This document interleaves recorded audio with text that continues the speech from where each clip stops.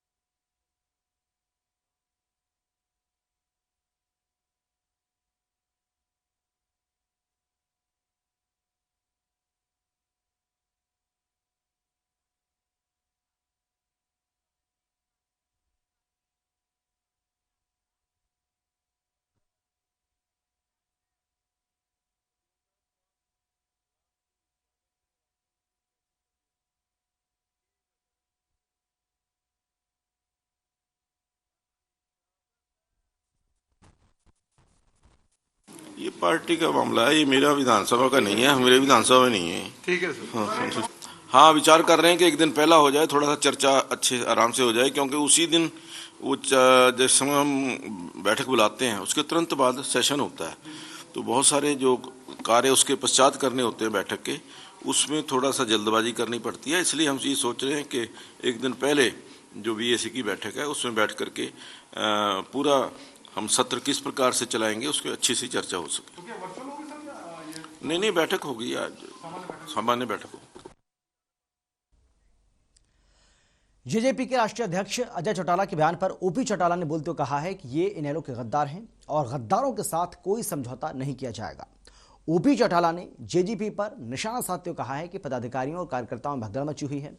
इस भगदड़ को रोकने के लिए ही ऐसे भ्रम फैलाए जा रहे हैं। उन्होंने कहा कि कभी व्यक्तिगत और राजनीतिक जीवन में अपने सिद्धांतों और अनुशासन से समझौता नहीं किया और जिन्होंने इनेलो के साथ अनुशासनहीनता की, चाहे वो कितना भी बड़ा नेता क्यों ना हो, कार्यकर्ता हो, उसे कभी बर्दाश्त नहीं किया। चौटाला ने कहा कि ये लोग सत्ता के लोभी हैं। इन्होंने सत्ता पाने के लिए चौधरी देवीलाल के नाम का इस्तेमाल किया और सत्ता मिलते ही इनका असली चेहरा लोगों के सामने आ गया।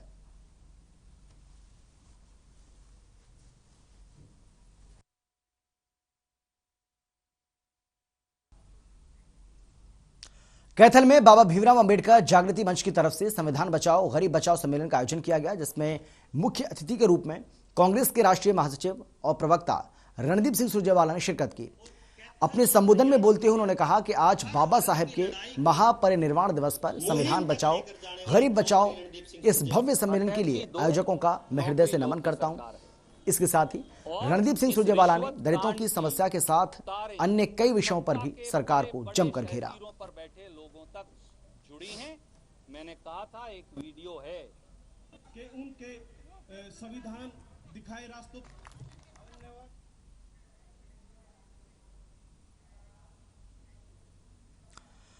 और चलिए निर्वाणा से एक बड़ी खबर आपको बता दें। इस वक्त की एक बड़ी जानकारी आपको हम दे रहे हैं। ये बड़ी जानकारी आपको हम दे रहे हैं जो कि निर्वाणा से आ रही है, जहां पर बताया जा रहा है कि भारी मात्रा में, काफी संख्या में यहां चरस पकड़ी गई है। CIA 1 को ये बड़ी कामयाबी मिली है। 3 किलो चरस के साथ नशा तस्कर को गिरफ्तार किया है। निर्वाणा जेन कैथल में इसको सप्लाई किया जाना था। हिमाचल के मंडी का रहने वाला है तस्कर। 3 किलो चरस के साथ नशा तस्कर को गिरफ्तार करने में बड़ी सफलता हाथ लगी है। ये बड़ी जानकारी आपको हम दे रहे हैं निर्वाणा से। इस वक्त की ये बड़ी जानकारी, निर्वाणा जेन कैथल में इसको सप्लाई किया जाना था। हिमाचल के मंडी का ये तस्कर रहने वाला बताया जा रहा है। 3 किलो चरस के साथ नशा तस्कर को गिरफ्तार किया गया है। CIA 1 को ये बड़ी सफलता हाथ लगी है। 3 किलो चरस के साथ इस नशा तस्कर को गिरफ्तार करने में बड़ी सफलता हासिल की है। बताया जा रहा है कि हिमाचल के मंडी का ये तस्कर रहने वाला है। तो CIA 1 को ये बड़ी कामयाबी 3 किलो चरस के साथ एक नशा तस्कर को गिरफ्तार करने में सफलता हाथ लगी है।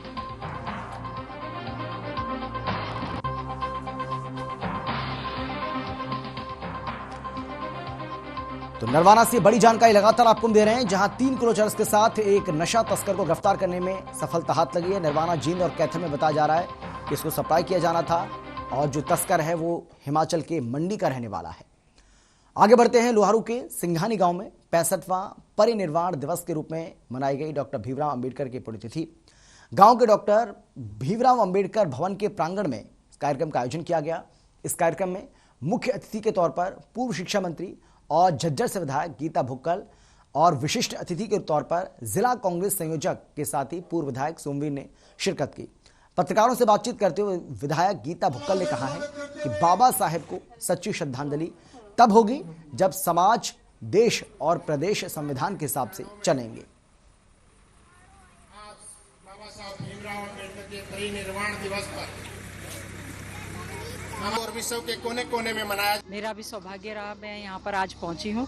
मैं समझती हूँ बाबा साहेब की चाहे जयंती की बात हो या उनकी पुण्यतिथि की बात हो, सच्ची श्रद्धांजलि ये है कि उन्होंने जो संविधान की रचना की, जो ड्राफ्टिंग कमेटी के वो चेयरमैन थे, जो देश को इतना बढ़िया संविधान दिया जिसमें सभी के हक और जिम्मेवारियाँ सुनिश्चित हुई, तो समाज और पूरा प्रदेश और देश संविधान के हिसाब से चले। मैं ये चाहती हूँ खासतौर से हमारी युवा पीढ़ी अच्छे ढंग से शिक्षित बने, संगठित होकर संघर्ष करने का वो रास्ता अपनाए।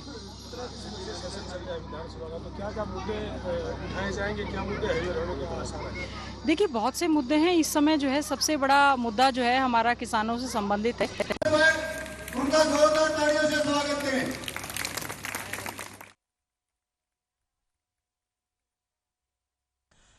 हरियाणा के राज्यपाल बंडारू दत्तात्रेय सोमवार को नूंह जिले में रक्तदान शिविर का उद्घाटन करने पहुंचे।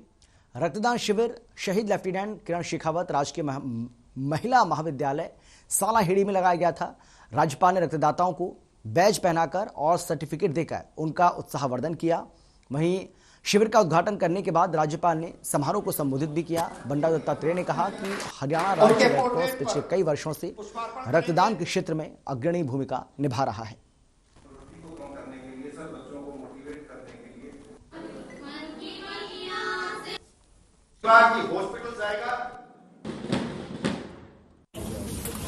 राज्यपाल के नाते से पहली बार नूंह डिस्ट्रिक्ट में आया। ये बहुत जो है पिछड़ा हुआ इलाका है, इसलिए मैंने विशेष करके अधिकारियों से जो है बैठक लिया। मैं ये जो वैक्सीनेशन का जो कैंपेन चल रहा है और तेजी से बढ़ाने के लिए मैंने हमारे अधिकारियों से समाचार लेकर और तेजी से बढ़ाने के लिए मैंने उनको कहा था।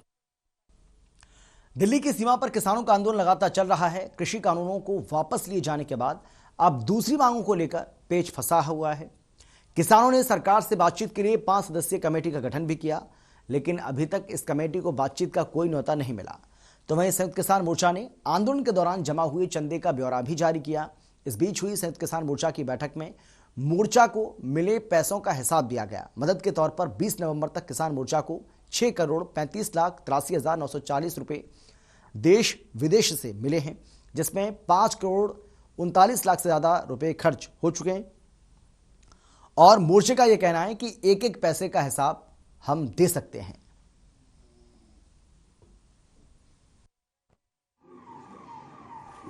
अभी 9 मेंबरी कमेटी की मीटिंग होगी। 5 मेंबरी की जो मीटिंग अभी थी उसमें जो बाकी मेंबर हैं 9 मेंबरी उनको ही बुला लिया गया है। उसके बाद ही कोई फाइनल करेंगे। कोई दिल्ली केंद्र सरकार का कोई निमंत्रण आया हुआ? नहीं, अभी तक कोई निमंत्रण नहीं है। अभी तक सरकार की तरफ से कोई बात नहीं आई। किन मुख्य बिंदुओं पर बैठक की जा रही है? मुख्य बिंदुओं पे तो ये है कि जो पेंडिंग है, कोई मुआवजे की बात है, मुकदमों की बात है, एमएसपी कमेटी कैसी बनेगी, कितने दिन में रिपोर्ट देगी, कौन कौन शामिल होंगे, बस उन्हीं मुद्दों पर सरकार से बात होनी थी। अभी तक महसूस करनी है। खर्चा कमेटी है, उन्होंने कल स्टेज पर बताया, पूरा खर्चा बताया। जैसे 6,35,00,000 रुपया टोटल आया जब से ये मोर्चा चला है, और मेरा ख्याल है 3 नवंबर तक पूरा 6,35,00,000 रुपया आया। और उसमें से जो मेडिकल सहूलत दी गई, जैसे कोई हमारे मोर्चे से जा रहे हो किसान, किसी का एक्सीडेंट हो गया, किसी को दिल का दौरा पड़ गया, जो सब मिलाकर 68 लाख रुपया उसमें से खर्च हो गया। और जो पानी है, जहां मोर्चे में जब पहले पानी की बहुत कमी थी, उस वक्त भी मोर्चे को पानी दिया गया और एक ट्रैक्टर स्पेशल लगाया गया, उसको तेल और दूसरे खर्चे भी दिए गए और बाहर से लाकर पानी टैंक। फरीदाबाद में क्राइम का ग्राफ लगातार बढ़ता जा रहा है। मामला बड़खल चौक के सामने से आया है, जहां पर एक व्यक्ति पर कुछ बदमाशों ने हथौड़े और लाठी डंडों से जानलेवा हमला कर दिया। इतना ही नहीं, बदमाशों ने दहशत फैलाने के लिए 2 से 3 राउंड हवाई फायर भी किए। इसके बाद युवक के हाथ पैरों को हथौड़ों से मार मार कर तोड़ दिया गया। हालांकि परिजनों के मुताबिक 2020 में पीड़ित युवक का किसी के साथ झगड़ा हुआ था और उसी रंजिश के चलते ये जानलेवा हमला किया गया। इस मामले में DCP Nitish Agarwal press conference कर खुलासा कर चुके हैं। उन्होंने कहा है कि 2 आरोपी गिरफ्तार कर लिए गए हैं और एक की तलाश जारी है।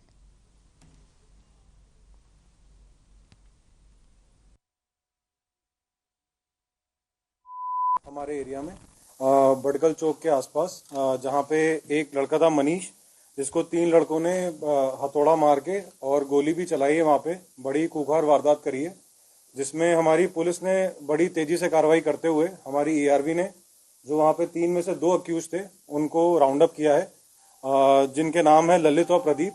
और इसके अलावा एक लड़का और है जो अभी एब्सकॉन्डिंग है, सचिन करके, उसको भी हम जल्द से जल्द चंद घंटों में राउंड अप करेंगे। तो और इसमें जल्द से जल्द कार्रवाई करके आपको बताएंगे। देखिए, इसका कारण अभी तक जो प्रिलिमिनरी जांच हुई है उसमें ये पता चला है कि इनकी पहले ही आपस में रंजिश हो चुकी है। 2020 में जिस लड़के को मनीष को पीटा है, उसके भाई योगेश को मारा गया था। इन्हीं लड़कों मनीष ने मारा था योगेश को, जो ललित और प्रदीप के साथी थे, जिसमें एफआईआर भी दर्ज थी 307 की। तो उसी की रंजिश के चलते हुए इन लोगों ने इसके ऊपर ये हमला किया। और अब खबर झज्जर जिले के बहादुरगढ़ से है, जहां खाने के पैसे मांगने पर एक युवक ने ढाबा संचालक पर ताबड़तोड़ गोलियां बरसा दी। 4 गोलियां ढाबा संचालक को लगी, जिससे वो गंभीर रूप से घायल हो गया। घायल को इलाज के लिए बहादुरगढ़ के सामान्य अस्पताल ले जाया गया, जहां उसकी गंभीर हालत को देखते हुए रेफर कर दिया गया। हालांकि आरोपी वारदात को अंजाम देते ही मौके से फरार हो गया। वहीं वारदात की सूचना मिलते ही पुलिस मौके पर पहुंची और मामले की जांच में जुट गई।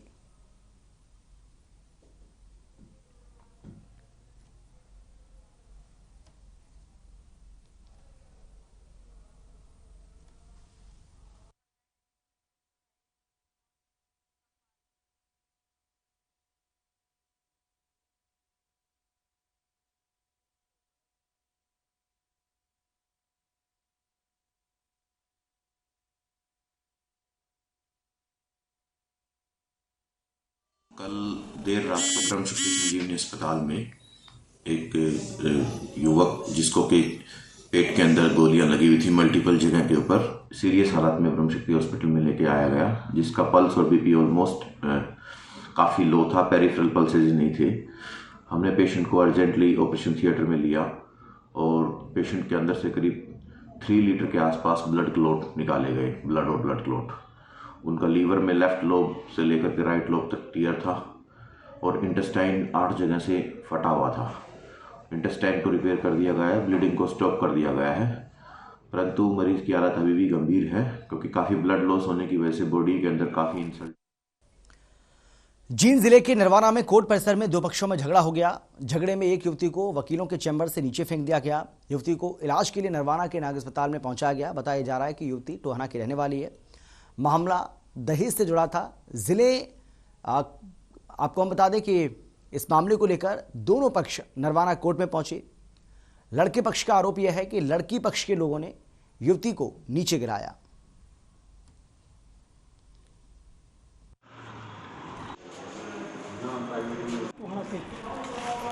क्या मामला था जी? जी मुझे अभी तक जो पता लगा है उसके हिसाब से ये अपना हस्बैंड वाइफ का झगड़ा था। कोर्ट में क्योंकि तारीख लगी हुई थी, जज साहब ने बुलाया हुआ था, तो वहाँ पे इनको कुछ टाइम मिला हुआ था। दोनों पक्ष आए हुए थे दोनों साइड से, तो आपस में इनकी कहासुनी हो गई है। तो इस लड़की को ये जो बता रहे हैं कि लड़की को ऊपर से गिरा दिया किसी ने। अब ये जानबूझ के किसी ने गिराया है, धक्का दिया है, या वैसे आपस में इनका झगड़ा हो रहा था तो गिर गई हैं, तो ये हम चेक कर रहे हैं। बाकी उनको चोटें आई हैं। डॉक्टर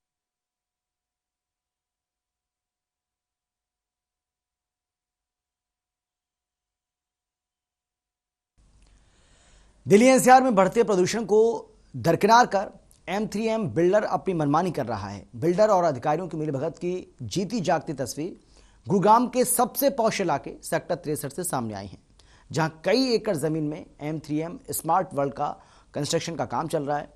कंस्ट्रक्शन के चारों ओर टीन की ऊंची ऊंची दीवारें लगाकर जिला प्रशासन को चकमा दिया जा रहा है।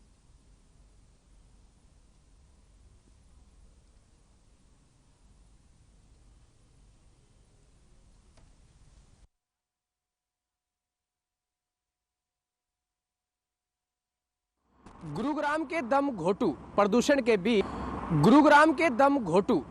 के बीच सांस लेती इमारतें और मनमानी करते बिल्डरों की एक कहानी हम सीधे तौर पर आपको दिखा दें। गुरुग्राम के हम सेक्टर 63 में पहुंचे हैं, जहां पर M3M बिल्डर के एक प्रोजेक्ट की सीधी मनमानी दिखाना चाहेंगे कि पूरे दिल्ली एनसीआर में एनजीटी के आदेश और सुप्रीम कोर्ट के आदेशों के बाद कंस्ट्रक्शन साइट को बंद किया गया है, निर्माण को बंद कर दिया गया है। और ऐसे में लगातार जो निर्माण है M3M बिल्डर जो है अपनी मनमानी करते नजर आ रहे हैं। इसमें सवाल सबसे पहले उन अधिकारियों पर उठता है जो गरीबों के आशियानों को एक सेकंड में प्रदूषण का जो बहाना देकर तोड़ देते हैं, और जब आती है बात बिल्डरों की तो ऐसे न जाने कितने आशियानों को अलाउ कर दिया जाता है, परमिशन दे दी जाती है प्रदूषण के दौरान भी कंस्ट्रक्शन करने का। ना तो स्थानीय थाना इस पूरे मामले में फोन उठाने को तैयार है, ना प्रदूषण अधिकारी और ना ही कोई इन्फोर्समेंट अधिकारी। कोई भी जिला प्रशासन का वो आला अधिकारी जिसकी जिम्मेदारी बनती है इस दम घोटू प्रदूषण के अंदर लोगों को स्वच्छ हवा मुहैया कराने की मशक्कत करने की, उनमें से कोई भी यहाँ नहीं नजर आया। और ना ही कोई ऐसा कार्रवाई देखने को मिल रही है कि इन कंस्ट्रक्शन साइट्स को बंद कराया जा सके। और कारण है सिर्फ बिल्डर का रुतबा, बिल्डर का पैसा और बिल्डर की मनमानी। गुरुग्राम से मोहित कुमार, हर खबर हरियाणा। सोनीपत में निजी स्कूल सरकारी आदेशों की जमकर धज्जियां उड़ा रहे हैं। दिल्ली एनसीआर में बढ़ते प्रदूषण को देखते हुए सरकार ने 4 जिलों के जो स्कूल हैं उनको बंद करने के निर्देश जारी किए थे, लेकिन सोनीपत में निजी स्कूल संचालकों ने स्कूल खोल रखे हैं। जब इस मामले में जिला शिक्षा अधिकारी से बात की गई तो अधिकारी ने कैमरे से दूरी बना ली।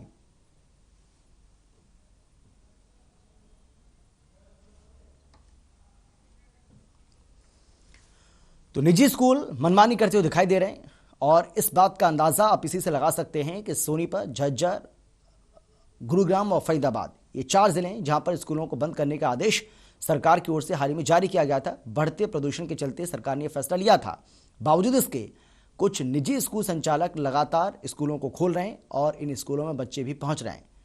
और यही वजह है कि सवाल ये खड़े किए जा रहे हैं कि जब सरकारी आदेश है कि आपको स्कूलों को बंद रखना है तो फिर स्कूल क्यों खोले जा रहे हैं।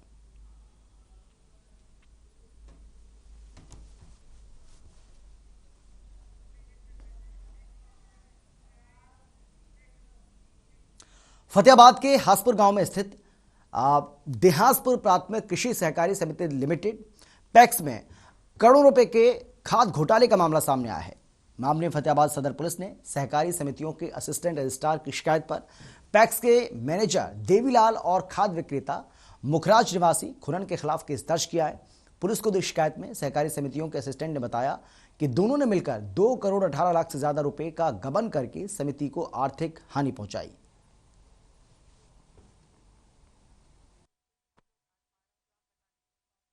ने बताया भी उन्होंने अपना जो स्टॉक वगैरह का जो होता है वो प्रॉपर उसको मेंटेन नहीं किया, उसके संबंध में विभाग को सूचित भी नहीं किया। इसकी सीएम विंडो पर कंप्लेंट हुई थी और विभाग द्वारा उसकी जांच की गई थी। जांच में उसको दोषी पाए जाने पर हमें मुकदमा दर्ज करके जांच करने के लिए लिखा गया, जिस पर मुकदमा दर्ज किया गया है और आगामी जांच।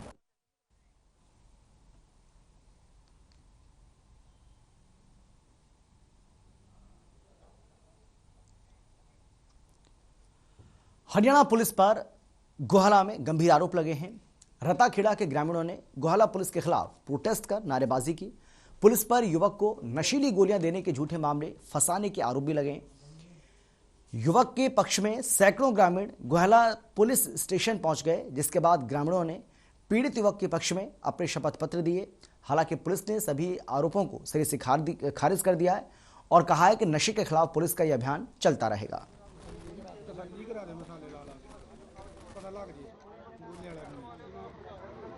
ये बिल्कुल हमने बिल्कुल सही तरीके से इसको प्रॉपर तरीके से एनडीपीएस पर कार्रवाई करते हुए मेजर सिंह पुत्र बलराज सिंह वासी रत्ता खेड़ा को उसके हाथ से पॉलीथीन पकड़ा था, जिसकी तलाशी प्रदीप कुमार तहसीलदार द्वारा ली गई थी।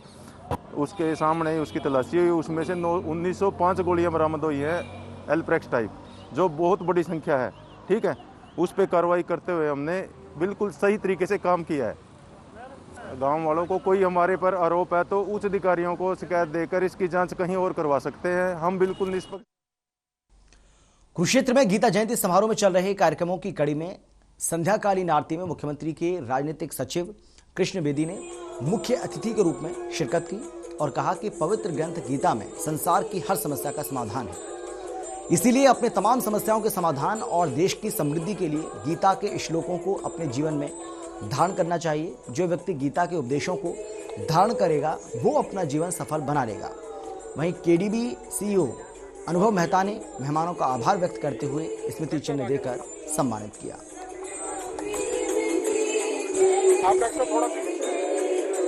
और दुनिया का ऐसा महाग्रंथ जो पूरी दुनिया को प्रेरणा देता हो और सभी को कर्म करने का एक विश्वास पैदा करता हो।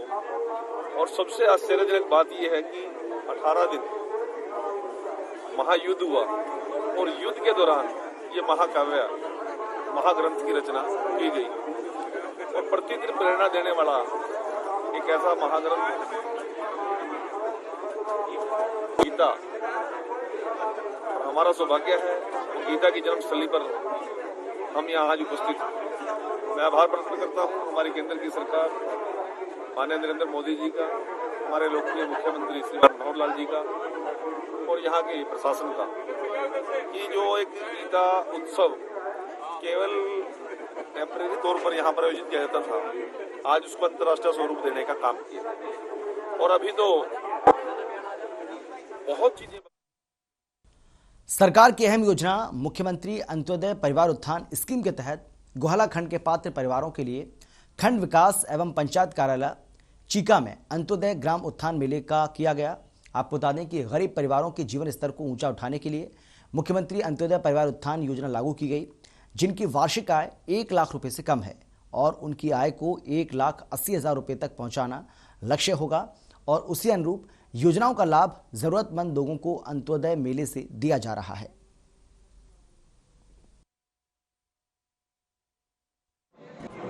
आज जो ये अंत्योदय का मेला लगा हुआ है, इसमें जो हरियाणा सरकार के द्वारा 57 स्कीमें हैं जिनको यहाँ पर लाभ दिया जा रहा है, उन 57 में से 21 स्कीमें ऐसी हैं जो बैंक के द्वारा उसमें ऋण की सुविधा उपलब्ध है। तो ये अगर कोई भी प्रार्थी है किसी भी स्कीम में अप्लाई करता है, उसके बाद वो बैंक को एप्लीकेशन जाती है और उस बैंक को एप्लीकेशन के बाद उसको वहाँ मौके पर हम उनको प्रीलिमिनरी सैंक्शन दे रहे हैं। उसके बाद डिटेल में उनके द्वारा बैंक के द्वारा हर उस प्रार्थी के घर पे जाकर उन एप्लीकेशन को पूरी तरह से सैंक्शन। जुलाना में बिजली विभाग एक बार फिर से सख्त होता नजर आ रहा है। ऐसे में बिजली विभाग की ओर से ऐसे लोगों की लिस्ट तैयार की गई है जिन्होंने पिछले काफी समय से बिजली बिल नहीं भरा है। उनके कनेक्शन काटने के लिए मुहिम भी चलाई जा रही है। रविवार को भी बिजली विभाग के कर्मचारियों ने ऐसे मीटरों की पहचान की जिनके बिल नहीं भरे गए। उन्हें चेतावनी देकर छोड़ा था, लेकिन विभाग ने एक बार फिर से अभियान चलाकर ऐसे लोगों पर कार्रवाई शुरू कर दी है।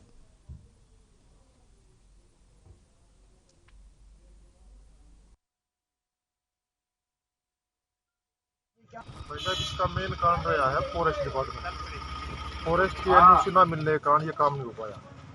हमने ये काम है, जब हमारे को टेंडर मिला इसका टाइम था 18 महीने का, हमने अपना काम पूरी स्पीड से शुरू कर दिया। तो फिर फॉरेस्ट की दिक्कत आ गई, डिपार्टमेंट से बात करी, डिपार्टमेंट ने पहले पैसे जमा नहीं हो रहे थे फॉरेस्ट के, फिर पैसे जमा करा दिए। अपनी सरकार में फॉरेस्ट की जो कार्य प्रणाली है वो बहुत ढीली है, उसके कारण दिक्कत आ रही। तो ये सड़क न बनने का कारण आप फॉरेस्ट विभाग मान रहे हो? हाँ, फॉरेस्ट विभाग मानते हैं हम इसका न बनने का। और क्या होता है, जैसे ना हमारा टाइम होता है 18 महीने में अगर हम नहीं बनाएंगे तो फिर हमारे को एक्सेशन नहीं मिलेगी। काफ़ी गांव वालों में रोष था और काफ़ी दिनों से परेशान थे। डिपार्टमेंट से और जो भी जिनके ठेकेदार थे उन्होंने आश्वस्त किया है कि हम इसको 8 से 10 दिन में बनाने का काम करेंगे। क्योंकि टेंडर की कुछ प्रतिक्रिया की वजह से, कुछ टेक्निकल इश्यूज की वजह से ये बन नहीं पा रही थी, इसलिए थोड़ी सी परेशानी थी। वो हम डिप्टी सीएम साहब से अनुरोध करेंगे कि वो जो है ठीक की जाए और इसको जल्द से जल्द बनवाने का कार्य करें।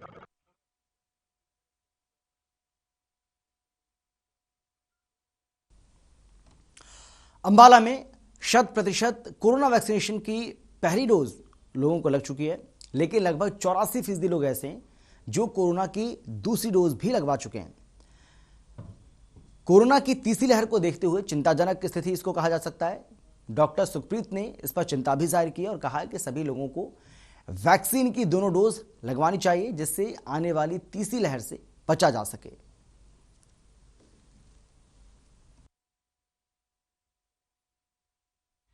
देखिए, अंबाला में हमने 100% जो है फर्स्ट डोज लगा दी है, बल्कि हमारा ओवरऑल जो कवरेज है फर्स्ट डोज का वो 104% है। सेकेंड डोज में हम लगभग 84% डोज एडमिनिस्टर कर चुके हैं। अभी भी देखा जा रहा है कि कुछ लोग जो है वो वैक्सीन लगाने में रिलक्टेंट हैं, आगे नहीं आना चाहते।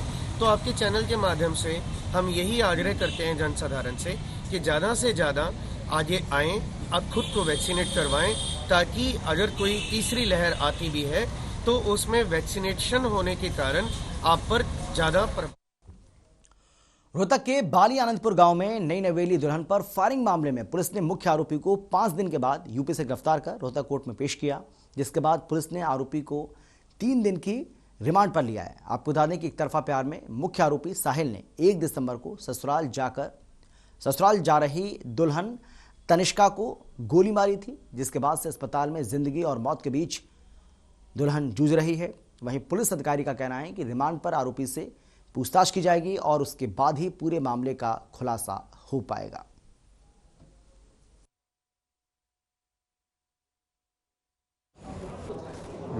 कोर्ट में पेश किया है जी इसको, और आगे फर्दर इन्वेस्टिगेशन के लिए हमने इसका जो है पुलिस कस्टडी में रिमांड लिया है और माननीय अदालत ने मंजूर फरमा दिया है। तो कितने दिन का इसका रिमांड मिला? इसका रिमांड हमें 3 दिन का मिला। अच्छा, इस एक्यूज्ड को कहाँ से गिरफ्तार किया गया था और इस पर क्या कुछ आरोप है? इसको जो है आरोप इस पर जो है जान से मारने की नीयत से लड़की पर इसने गोली चलाई है। पानीपत के समालखा विधानसभा क्षेत्र में दर्जनों गांव के लोग सड़क समस्या से ग्रस्त थे, जिसके चलते मनाना से समालखा जाने में उन्हें भारी परेशानी का सामना करना पड़ता था। साथ ही रेलवे ओवरब्रिज का निर्माण कार्य भी अधर में लटका हुआ था। वहीं वन विभाग की ओर से पेड़ काटने की मंजूरी नहीं थी, जिसके चलते ठेकेदार भी परेशान थे। जेजेपी नेता देवेंद्र कादियान ने मौके पर पहुंचकर लोगों की समस्याओं को सुना और इसका हल निकालते हुए ठेकेदार को 1 हफ्ते में काम शुरू करने का भरोसा दिया। लोगों ने जेजेपी नेता का भी धन्यवाद किया और कहा कि उन्हें अब 2 साल के बाद सड़क की सौगात मिलेगी।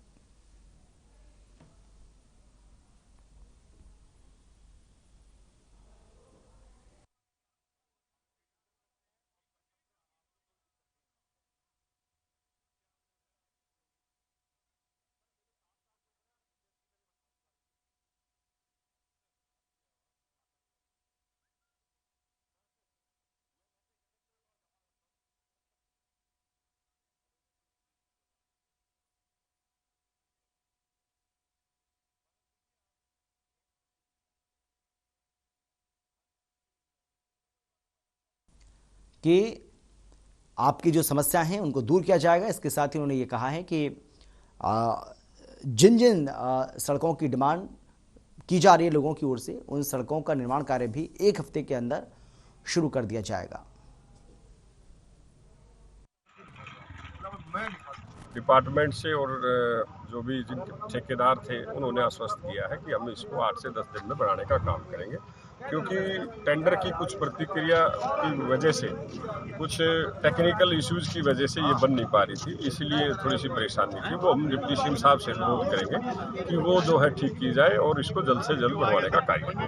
फॉरेस्ट जो है इस पे काम नहीं कर रहा था, हम जो है इसको फॉरेस्ट से जल्दी क्लियरेंस करा के ये भी और जो अपना पुल है अंडर वो भी आरओबी है कि आरओबी है, इसको भी जल्द से जल्द पूरा कराने का कार्य।